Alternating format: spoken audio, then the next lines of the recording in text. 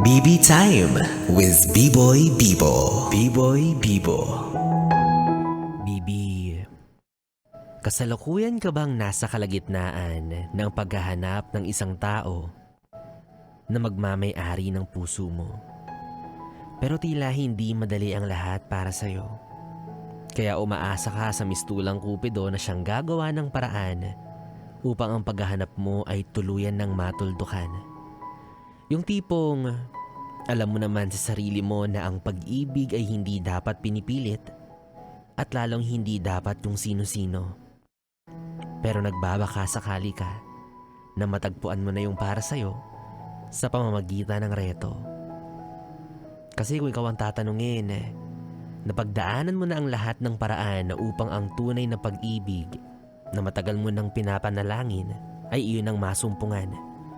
Ngunit tila ito ay mailap at ayaw magpahagilap. Kaya sabi mo sa sarili mo, sige na, papayag na ako. Handa na akong maipakilala sa kung sino-sino.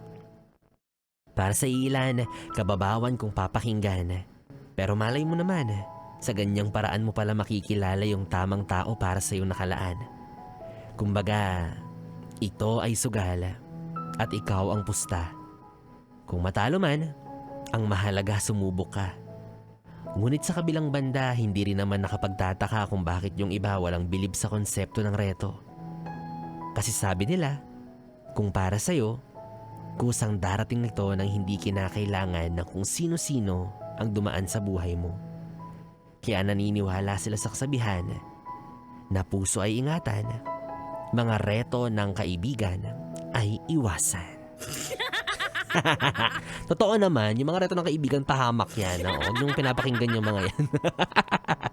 Yes, friend, B-Boy Bibo pa rin ang iyong kapiling para sa ating tuloy-tuloy na BB Time hanggang mamayang alas 12 dito sa istasyong No Problem, ang 101.1.